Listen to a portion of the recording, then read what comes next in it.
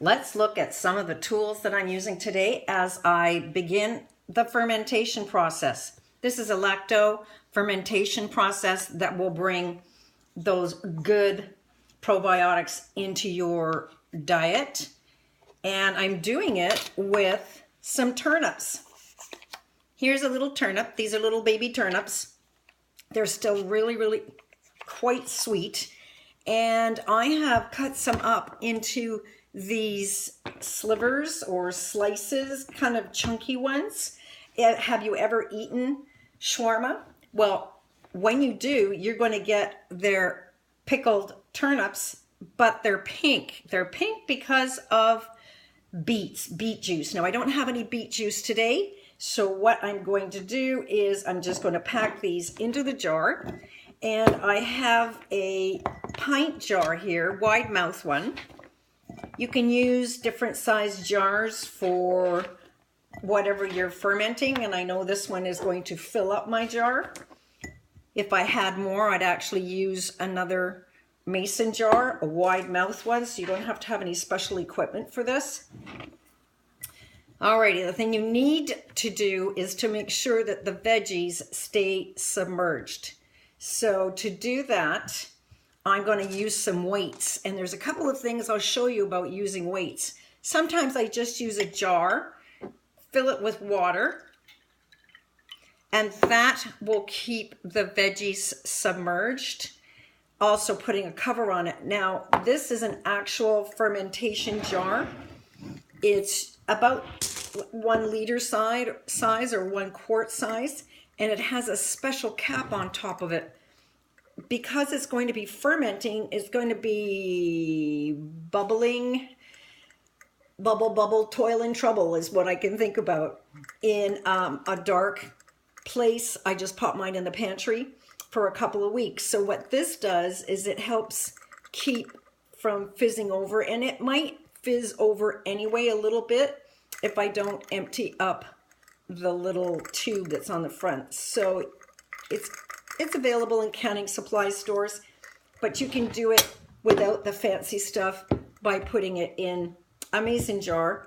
One of the other things that I've anchored it with are these glass, not colored, but glass beads. So all I do with those guys is I just put it on top of the veggies in the jar, and it keeps them submerged. So, of course, I took and I put these through the dishwasher. It's got a little netting all by itself. I put those through the dishwasher to sterilize them. Okay, so we have the turnip. I have it nicely chunked up. Now, if you want to, you can also do slices. If you're going to do slices, then watch those fingers and use a mandolin. A mandolin is one of my favorite tools in the kitchen. And it just gives you these nice little circles. So there's different things you can do. I'm actually going to put these circles on top of the slices, the cube slices, so everybody's going to stay under the liquid when I put it there. So I'm using a solution of salt brine. For this is going to be too much, so I'll just keep the extra for another batch of fermenting that I'm going to be doing. But I'm using ancient Himalayan crystal salt, fine blend, because the coarse ones will take a long time to dissolve. So I'm using the fine blend. You can use a regular coarse pickling salt as well, but don't use table salt as it has, they're iodized. So now what I need to do, this is room temperature water, just making sure that the salt is completely dissolved, and then pour it into the jar. Now, because I like a little zing in my recipes, I'm going to put a little bit of chili pepper in there. So not only is this going to be fermented, it's going to be tasty. So I'm going to sprinkle that on the top. I don't want to put it in the whole measuring cup of water because I'm going to use it for something else at another time. So I'm just going to take and bottle this up and leave it in the fridge until I'm ready to do something else. So with this, I can just set this on top. It will stay immersed and then I will put a piece of cheesecloth over top, or I will use a cover.